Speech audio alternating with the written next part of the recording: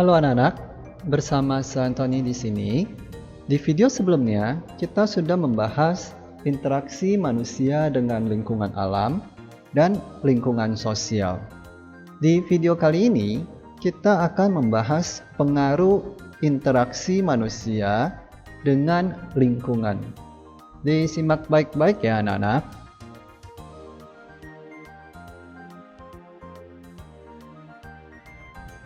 Pengaruh interaksi manusia dengan lingkungan. Interaksi manusia dengan lingkungan alam dan sosialnya memberi pengaruh baik terhadap lingkungan alam maupun terhadap kehidupan manusia. Pengaruh interaksi manusia dengan lingkungan terjadi dalam bidang sosial, budaya, dan ekonomi. Nah, di sini kita bahas dulu yang pertama adalah pengaruh interaksi manusia dengan lingkungan dalam bidang sosial. Interaksi manusia dengan lingkungan alam dan sosialnya memengaruhi interaksi sosial atau cara bergaul masyarakatnya. Pengaruh tersebut dapat kita lihat dalam kehidupan sehari-hari. Sebagai contoh, pada masyarakat Bali, wilayah Bali terdiri atas dataran rendah yang subur. Masyarakat Bali memanfaatkan kesuburan tanahnya untuk kegiatan bertani. Masyarakat Bali memiliki ciri khas dalam kegiatan bertaninya, yaitu dengan membangun subak. Subak adalah organisasi masyarakat Bali yang mengatur sistem pengairan sawah di Bali. Dengan subak, semua petani mendapatkan air dengan adil. Berbagai tahapan kegiatan dalam bertani seperti jenis padi dan waktu menanam padi dimusyawarahkan terlebih dahulu oleh masyarakat. Dengan demikian, hubungan antar anggota masyarakat menjadi harmonis.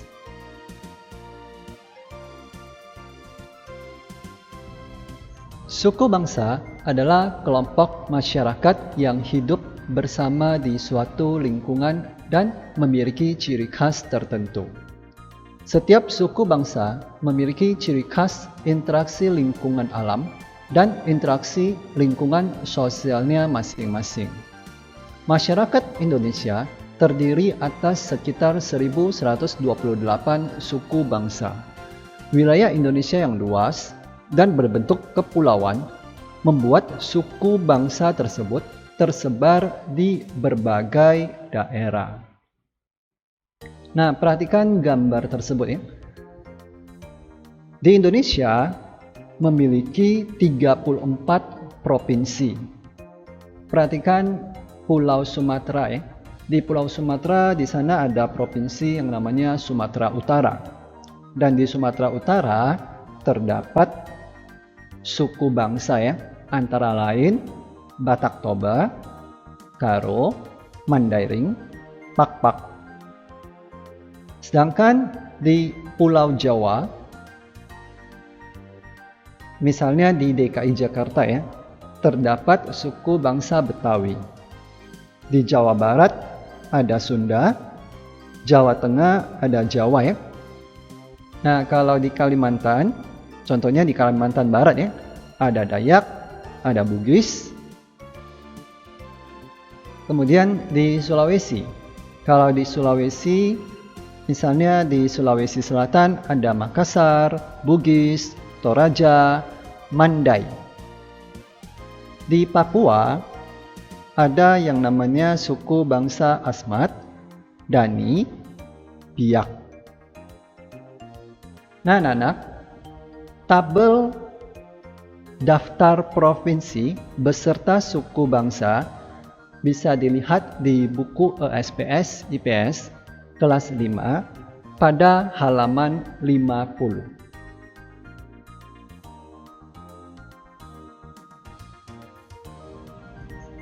Pengaruh interaksi manusia dengan lingkungan yang kedua.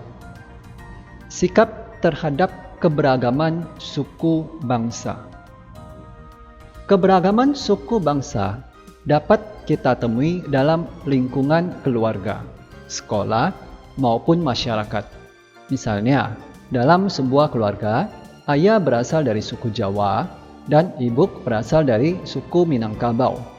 Perbedaan suku bangsa tidak menjadikan bangsa Indonesia terpecah belah. Hal ini sesuai dengan semboyan bangsa Indonesia, Bhinneka Tunggal Ika, yang artinya walaupun berbeda tetapi tetap satu. Oleh karena itu, kita harus mengembangkan sikap menghargai dan menghormati suku bangsa dan kebudayaan bangsa lain untuk menjaga persatuan bangsa. Sikap yang sebaiknya ditunjukkan terhadap keberagaman suku bangsa yang ada di lingkungan keluarga, sekolah, dan masyarakat antara lain sebagai berikut. Mengakui dan bangga terhadap suku bangsa ayah dan ibu. Tidak menjelek-jelekkan, merendahkan, dan menghina suku bangsa lain. Tidak membeda-bedakan asal suku bangsa dalam berteman. Membentuk kelompok belajar tanpa memilih-milih suku bangsa teman. Menyapa tetangga yang berbeda suku bangsa saat bertemu di jalan. Membantu tetangga yang sedang mengalami kesulitan tanpa membedakan suku bangsa.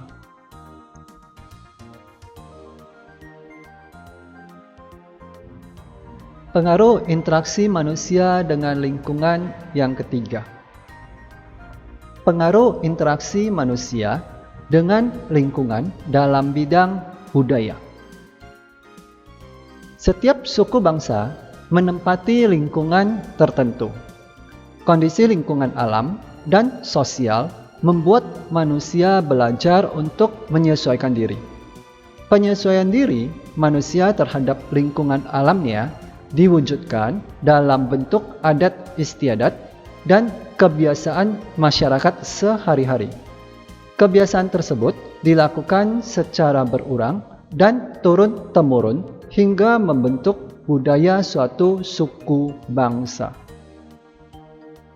Budaya dalam suatu suku bangsa diwariskan dari satu generasi ke generasi berikutnya.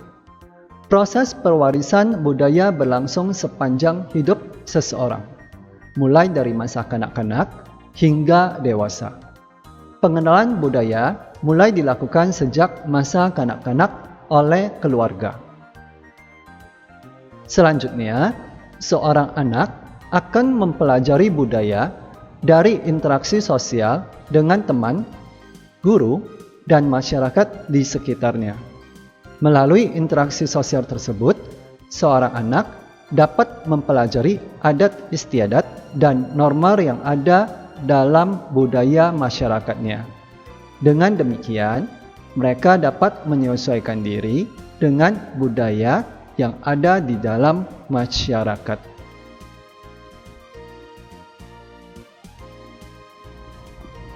Budaya yang ada di masyarakat Indonesia sangat beragam. Budaya tersebut merupakan salah satu hasil dari interaksi manusia dengan lingkungan alamnya dan interaksi manusia dengan sesamanya. Berikut ini adalah bentuk-bentuk budaya yang ada di Indonesia. Bahasa daerah. Bahasa daerah adalah bahasa yang digunakan oleh suku bangsa tertentu di suatu daerah. Bahasa daerah digunakan oleh orang dari suatu bangsa untuk percakapan sehari-hari. Kondisi lingkungan alam yang beragam membuat Indonesia memiliki banyak bahasa daerah, yaitu sekitar 546 jenis. Setiap jenis bahasa daerah memiliki logat dan dialek atau ragam bahasa yang berbeda-beda. Salah satu penyebabnya adalah kondisi lingkungan alam di sekitarnya. Walaupun demikian, orang dari suku berlainan tetap dapat berkomunikasi karena bangsa Indonesia memiliki bahasa persatuan, yaitu bahasa Indonesia. Nah, contohnya di Provinsi Sumatera Utara, bahasa yang digunakan adalah bahasa Aceh, Batak, Nias, Mandailing. Kalau di Kalimantan, ada yang menggunakan bahasa Banjar, Bahau, Iban, sedangkan di Sulawesi ada yang menggunakan bahasa Bugis, Bada Pesona, Balantak. Kalau di Papua, mereka menggunakan bahasa Asmat.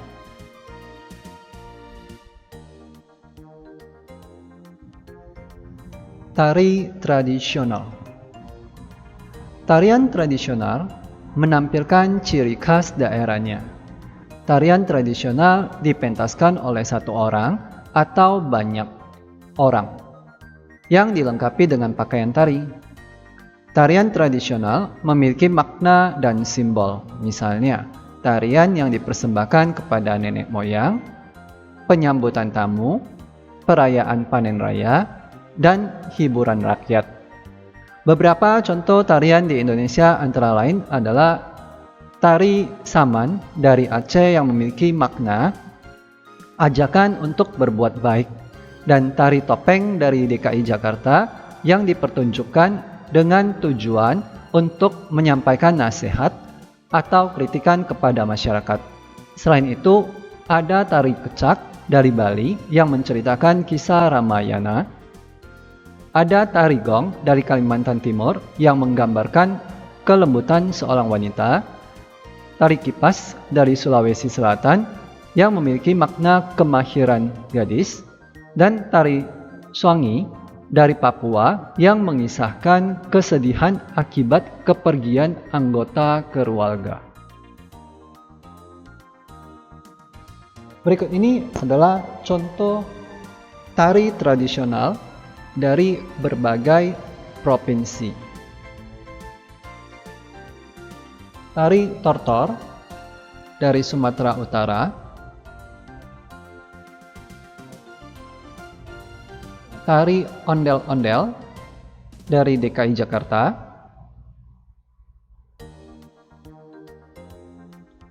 tari Tambun dari Kalimantan Tengah,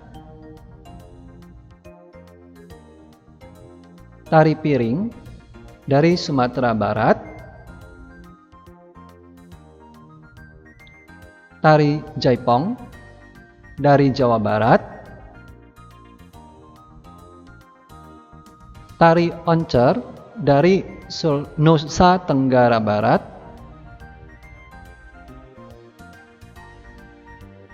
tari Saman dari Aceh, tari kecak dari Bali.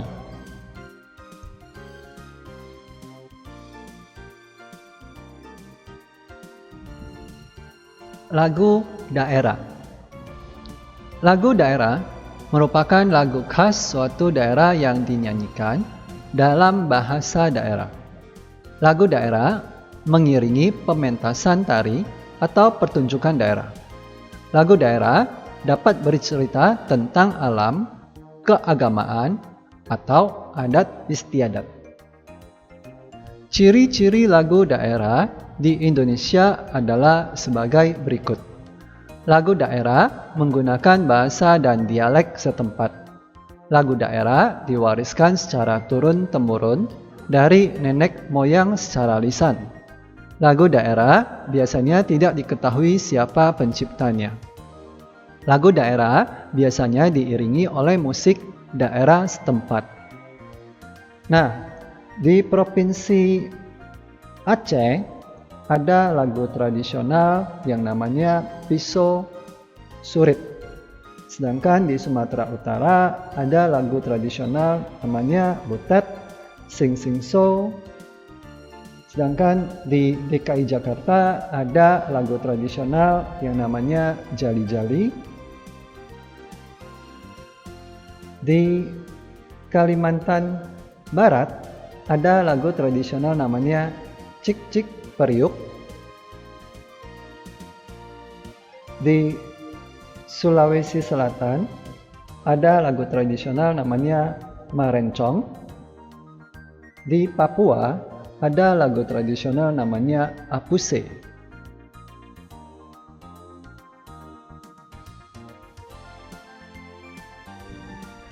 Pakaian adat.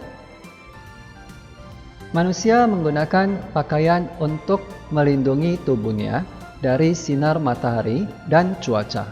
Selain itu, pakaian juga digunakan untuk menjaga kehormatan manusia. Pakaian adat merupakan pakaian khas suatu daerah yang dikenakan saat perayaan atau upacara adat. Pakaian adat masyarakat Indonesia disesuaikan dengan bentuk kondisi alam dan sosial masyarakatnya. Contohnya, sebagai berikut.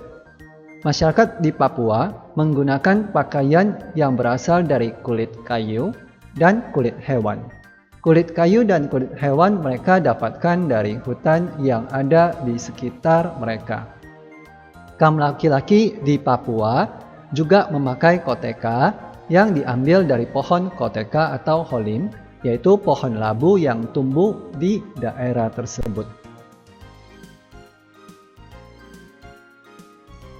Berikut ini adalah beberapa contoh pakaian adat dari beberapa provinsi. Pakaian adat Kalimantan Selatan, pakaian adat Kalimantan Timur, pakaian adat Nusa Tenggara Barat, pakaian adat Sulawesi Selatan, pakaian adat Sulawesi Utara, pakaian adat Sumatera Barat, pakaian adat Jawa Barat, pakaian adat Jawa Tengah.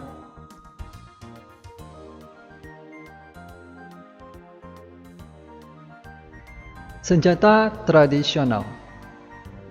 Senjata tradisional umumnya berupa senjata tajam atau senjata khas suatu bangsa.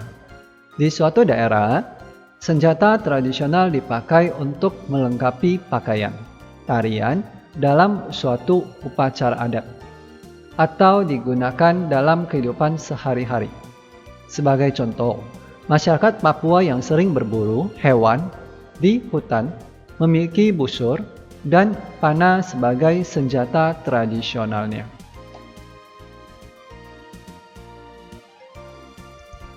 Berikut ini adalah contoh beberapa senjata tradisional di Indonesia. Rencong. Rencong adalah senjata khas suku Aceh. Rencong merupakan simbol identitas diri, keberanian, dan ketangguhan suku Aceh. Golok. Salah satu senjata tradisional Betawi yang akrab di tengah masyarakat, khususnya kota Jakarta, adalah golok. Celuit. Senjata tradisional Jawa Timur yang pertama adalah celuit. Senjata ini berasal dari salah satu daerah di provinsi, yaitu Madura. Surik. Bagi masyarakat Nusa Tenggara Timur, pedang surik adalah pedang sakti. Kesaktian pedang ini juga bergantung kepada orang yang memegangnya. Badik. Badik atau badek adalah pisau dengan bentuk khas yang dikembangkan oleh masyarakat Bugis dan Makassar. Pisau belati. Pisau Papua ini merupakan salah satu alat pelengkap dari panah dan busur yang menjadi senjata utama.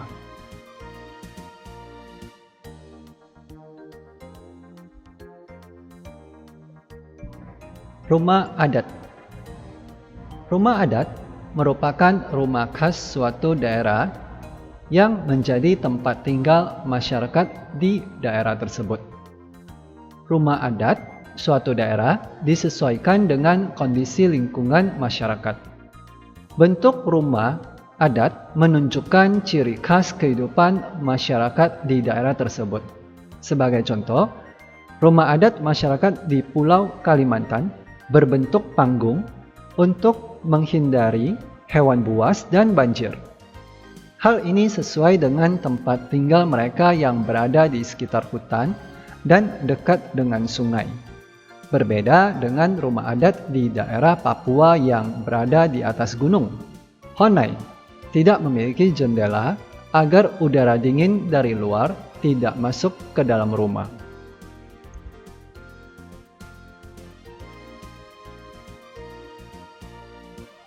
Berikut ini adalah contoh rumah adat yang ada di Provinsi Indonesia. Joglo, DI Yogyakarta, Jawa Tengah, dan Jawa Timur. Tongkonan ada di Sulawesi Selatan dan Sulawesi Barat. Rumah Kabayan ada di DKI Jakarta.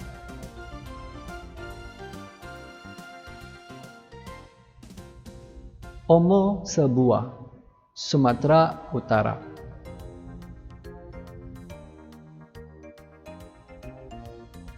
Baileo, Maluku. Rumah Gadang, Sumatera Barat. Nata, Bali.